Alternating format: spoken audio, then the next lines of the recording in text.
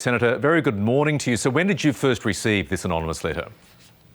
I opened the envelope on Friday morning and I must say, Michael, it's quite a hefty document. It's a letter from the deceased victim's friends and a very serious attachment, which is the statement to police that this woman had prepared with her solicitor, including her victim impact statement and, of course, corroborating evidence, including extracts from when she was a 16-year-old from her diary at the time of the alleged incident. So it's a pretty serious brief of evidence. It's harrowing reading, I must say. I've read it over several times since Friday.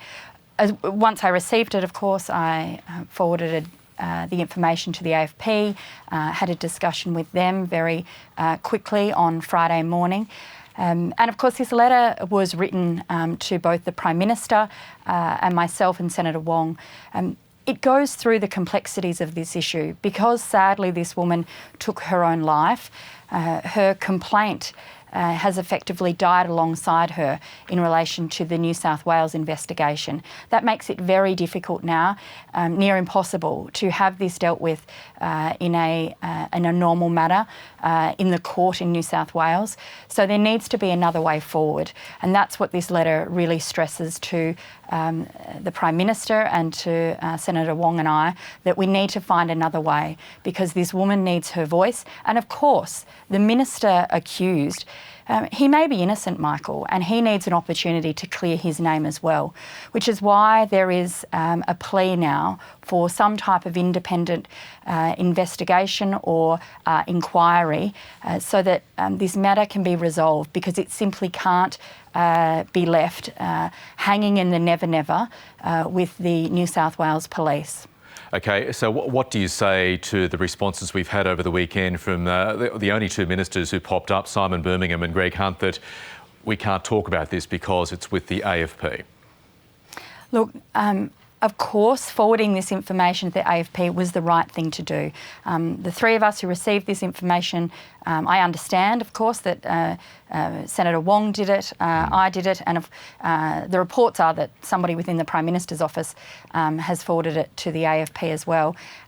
But that doesn't deal with the issue at hand.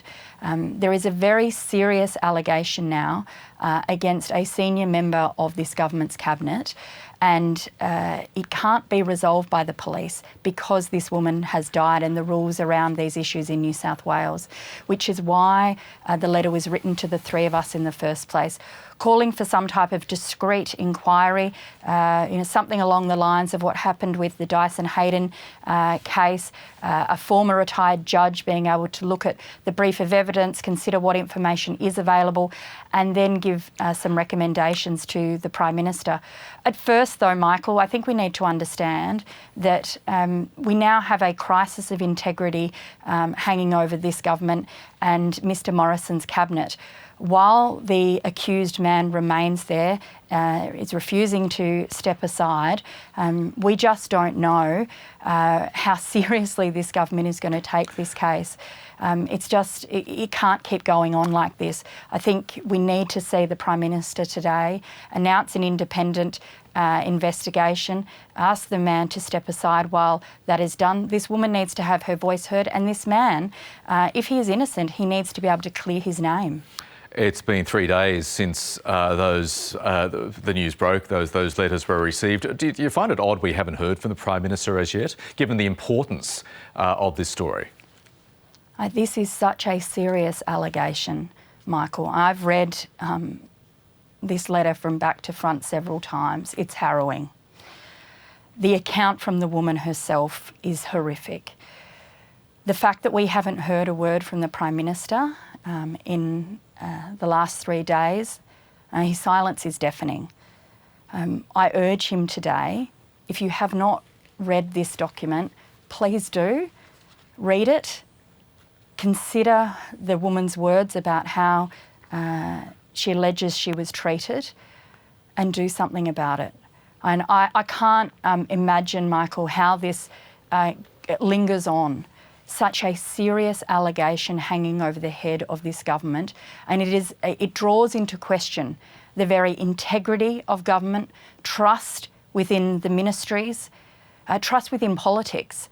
And I know it's complex, I know it's difficult.